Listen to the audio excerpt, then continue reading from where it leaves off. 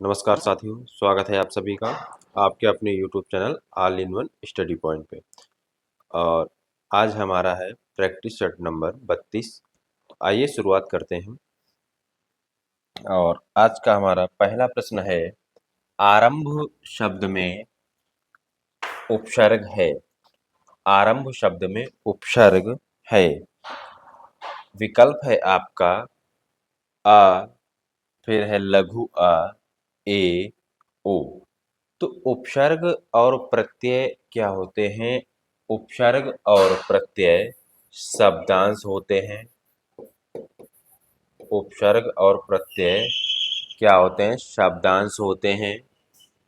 और इसमें क्या हो जाएगा? पहला विकल्प आपका सही हो जाएगा। मूल शब्द इसमें रंभ होगा और आ इसमें उपसर्ग हो जाएगा, जो कि पहला विकल्प दिया गया है। अगला प्रश्न है, पंडित शब्द का स्त्रीलिंग रूप क्या होगा? हिंदी में लिंग के आधार पर शब्दों को दो भागों में बांटा गया है, स्त्रीलिंग और पुल्लिंग। तो स्त्रीलिंग वे शब्द होते हैं जिनसे हमें किसी भी व्यक्ति या वस्तु के स्त्री होने का बोध होता है, तो वे शब्द स्त्रीलिंग कहलाते हैं। और जिन शब्दों से हमें पुरुष जाति का बोध होता है, वे पुल्लिंग शब्द कहलाते हैं। तो इस पंडित शब्द कैसा है? पुल्लिंग शब्द है और इसका हमें स्त्रीलिंग शब्द बताना है। स्त्रीलिंग रूप क्या होगा? तो पंडित का स्त्रीलिंग होता है पंडिताइन। पहला विकल्प आपका सही हो जाएगा। जैसे शब्द आता है चौधरी, तो चौधरी, चौधरी का पुल्लिंग क्या हो जाएगा? चौधराइन। स्त्रीलिंग क्या हो जाएगा? चौधराइन। चौधरी शब्द पुल्लिंग है और चौधराइन शब्द स्त्रीलिंग हो जाएगा। तुलना के आधार पर विशेषण की कितनी अवस्थाएं होती हैं? तुलना के आधार पर विशेषण की अवस्थाएं कितनी होती हैं? एक, दो, तीन या चार? तो अगर आपसे पूछा जाए, तुलना के आधार पर विशेषण की अवस्थाएं तीन होती हैं। कौन कौन सी? मूलावस्था,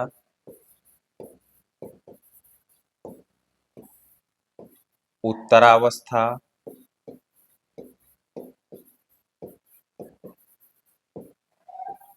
उत्तरावस्था और उत्तमावस्था।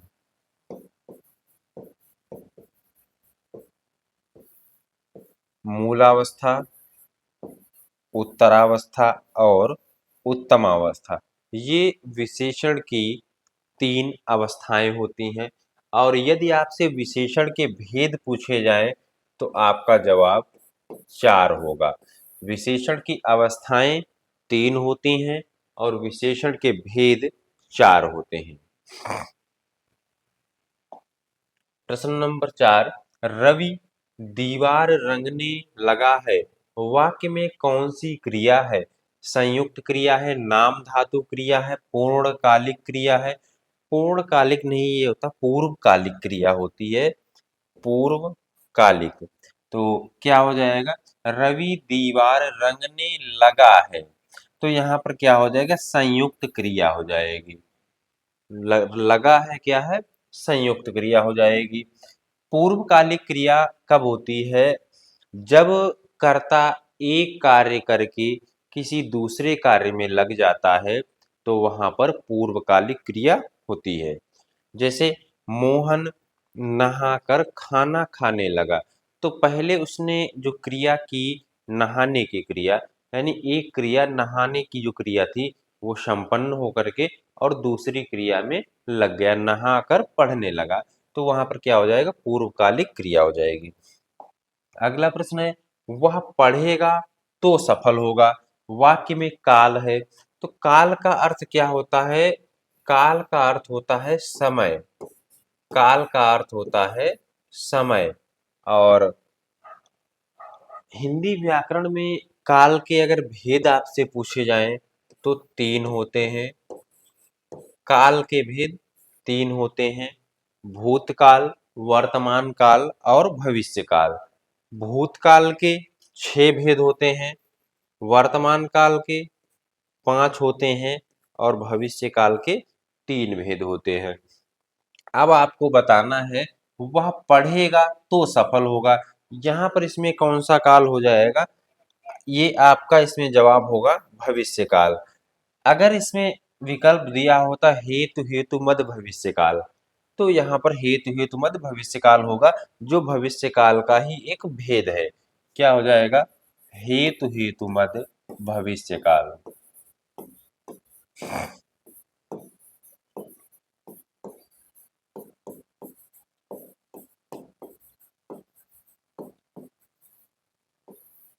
हेतु हेतु मद भविष्य काल, ये आपका भविष्य काल का ही भेद होता है। अगला प्रश्न है, जो शब्द वाक्यांशों, वाक्य तथा शब्दों को जोड़ते हैं उन्हें क्या कहते हैं? जो शब्द शब्द या वाक्य या वाक्यांशों को जोड़ते हैं उन्हें क्या कहते हैं? संबंध सूचक अव्यय, समानाधिकरण, व्याधिकरण, समुच्चय बोधक। तो उन्हें क्या कहते हैं? समुच्चय बोधक कहते हैं। जो दो वाक्यांशों या दो वाक्यों या दो शब्दों को जोड़ते हैं वे क्या कहलाते हैं? समुच्चय बोधक कहलाते हैं। और ये एक अविकारी शब्द है। क्या है? अविकारी शब्द है। अगला प्रश्न है, उत्तर और पश्चिम के बीच का कोण। तो उत्तर और पश्चिम के बीच का कोण क्या होता है? वायव्य, ईशान कोण, आग्नेय, इनमें से कोई नहीं। उत्तर और पश्चिम के बीच का कोण वायव्य कोण कहलाता है। आपका पहला विकल्प सही हो जाएगा। ईशान कोण कौन होता है? उत्तर और पूर्व के बीच का कोण ईशान कोण होता है। और दक्षिण और पश्चिम के बीच का कोण क्या हो जाएगा? सॉरी, दक्षिण और पूर्व के बीच का आग्नेय कोण हो जाएगा और दक्षिण और पश्चिम के बीच का नैऋत्य कोण हो जाएगा। यहाँ पर आपको ये बना रहे हैं, देखिए, ये आपकी जो होती है ऊपर उत्तर, नीचे दक्षिण, पूर्व और पश्चिम, पूर्व और पश्चिम। अब इसके जो बीच में उत्तर और पूर्व के बीच की जो दिशा होगी इसे क्या कहेंगे? ईशान कोण कहते हैं। इसे क्या कहते हैं? ईशान कोण। और उत्तर और पश्चिम के बीच वायव्य।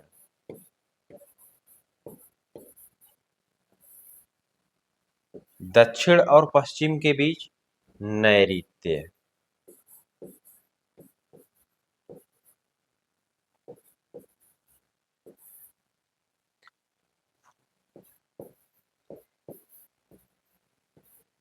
दक्षिण और पूर्व के बीच क्या हो जाएगा? आग्नेय कोण।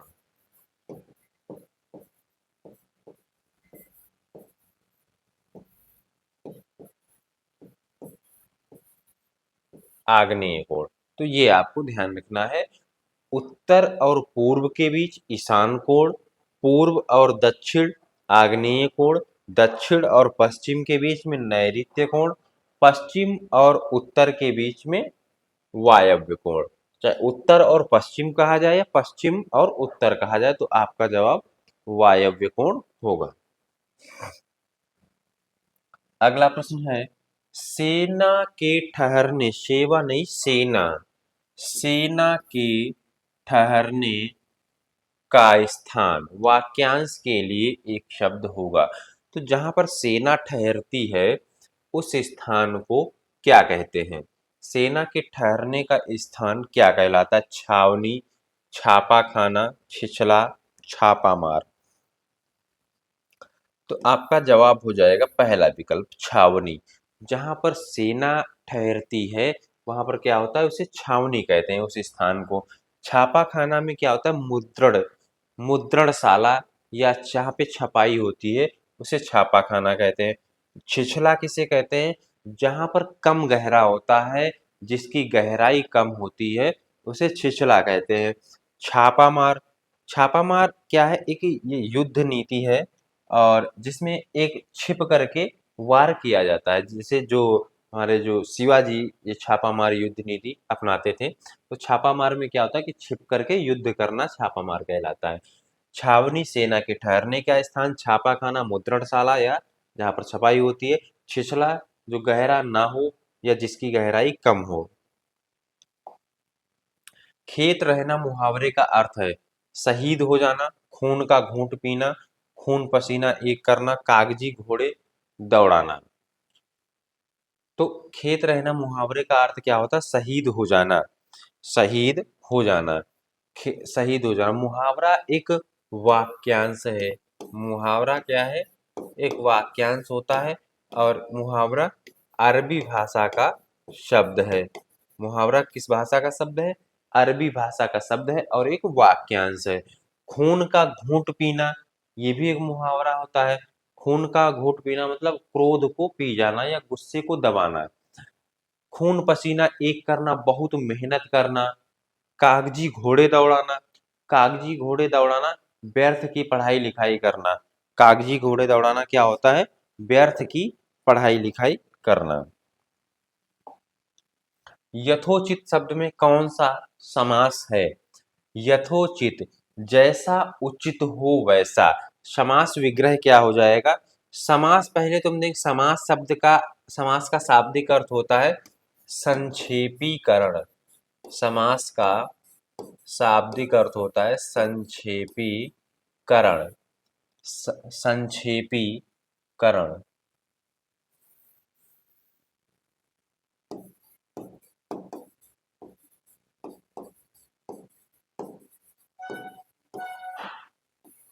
समास का शाब्दिक अर्थ होता है संक्षेपीकरण। और यथोचित, इसका समास विग्रह क्या हो जाएगा? जैसा उचित हो।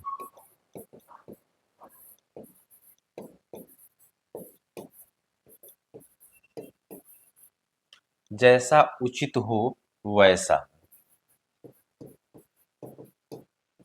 जैसा उचित हो वैसा क्या होता है? यथोचित। और यथोचित में क्या हो जाएगा? अव्ययी भाव समास हो जाएगा। अव्ययी भाव समास में क्या होता है? पहला या पूर्व पद, जिसे हम पहला पद या पूर्व पद क्या होता है हमारा? प्रधान होता है या अव्यय होता है। प्रधान या अव्यय होता है, तो वहां पर क्या होता है? अव्ययी भाव समास होता है। आपका पहला विकल्प सही हो जाएगा। प्रश्न नंबर 11, घर पर सब कुशल पूर्वक हैं, वाक्य में किस प्रकार की अशुद्धि है? तो वाक्य अशुद्धि से संबंधित है। घर पर सब कुशल पूर्वक हैं, लिंग, सर्वनाम, कारक, संज्ञा। तो यहाँ पर इसमें कैसी अशुद्धि हो जाएगी? कारक संबंधी हो जाएगी। घर पर नहीं, घर में सब कुशल पूर्वक हैं। घर में सब कुशल पूर्वक हैं। अगला प्रश्न है सुसाध्य का विलोम क्या होगा? विलोम का शाब्दिक अर्थ होता है विपरीत या उल्टा। विपरीत या उल्टा, इसका विलोम का शाब्दिक अर्थ होता है। विलोम का शाब्दिक अर्थ क्या होता है? विपरीत या उल्टा। तो सुसाध्य का अर्थ क्या होता है? सुसाध्य का अर्थ होता है जिसे साधना आसान हो। जिसे साधना आसान हो, तो इसका विलोम क्या हो जाएगा? दुस्साध्य। दुस्साध्य का अर्थ होता है जिसे साधना कठिन हो। जिसे साधना कठिन हो। सफलता का विफलता हो जाएगा। सफलता का विफलता या असफलता। विफलता या असफलता। सुमति का विलोम कुमति हो जाएगा। सुमति का कुमति हो जाएगा। संपत्ति का विपत्ति। संपत्ति का विलोम विपत्ति हो जाएगा। अगला प्रश्न, यातुधान शब्द यातुधान शब्द का पर्यायवाची शब्द चुने। यातुधान शब्द का पर्यायवाची शब्द चुने। निशिचर, आग, अश्व, वसन।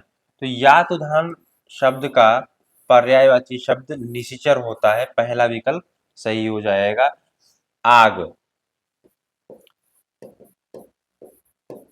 अग्नि, पावक,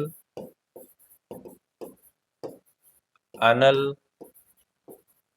दहन, कृषाणु, अश्व, है,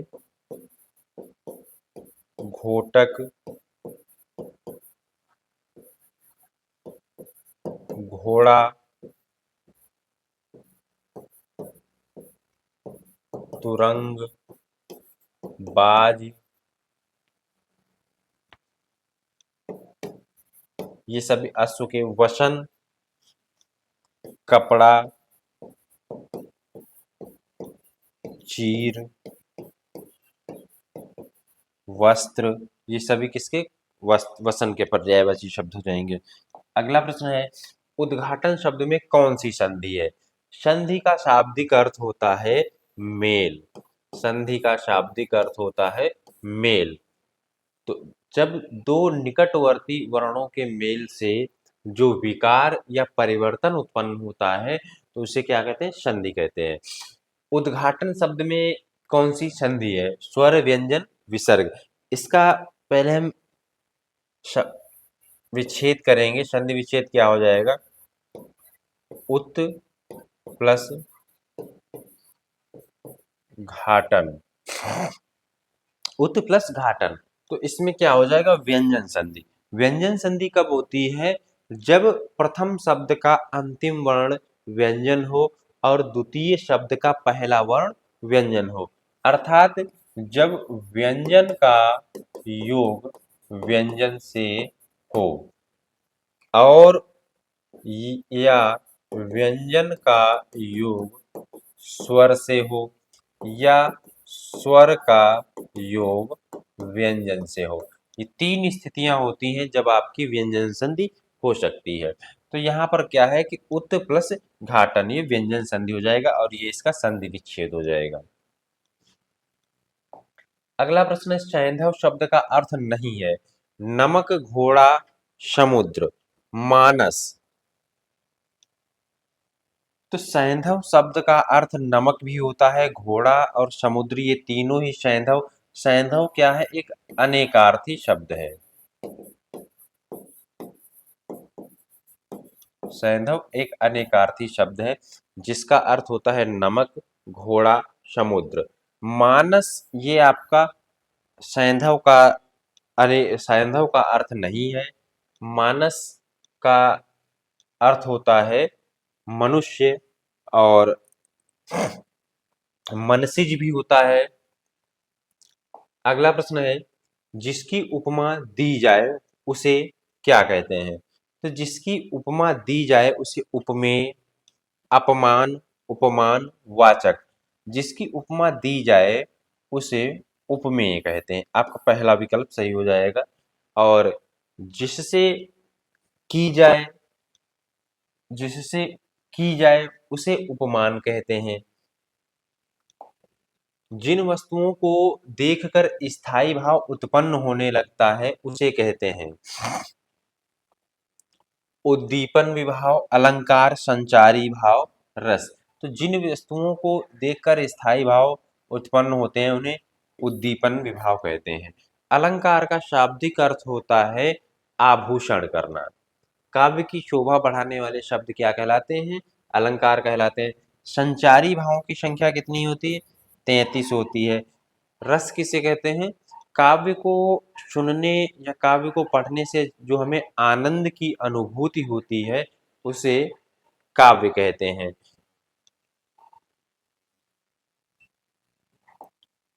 मुझे चांद चाहिए, ये रचना किसकी है? सुरेंद्र वर्मा, राजेंद्र अवस्थी, राम नरेश त्रिपाठी, ममता कालिया।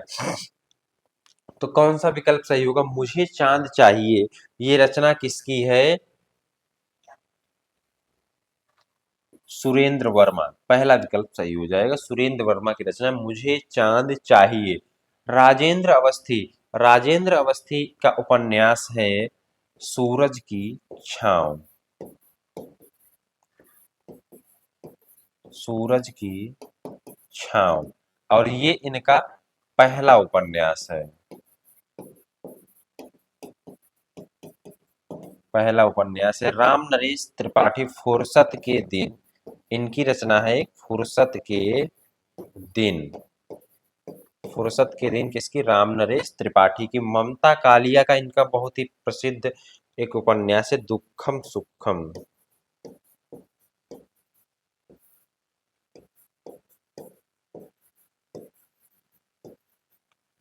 दुखम सुखम किसकी? ममता कालिया की। बसेरे से दूर रचना किस लेखक की है? बसेरे से दूर हरिवंश राय बच्चन, बाबू गुलाब राय, राहुल सांकृत्यायन, रामदरस मिश्र। तो बसेरे से दूर ये रचना किसकी है? हरिवंश राय बच्चन की।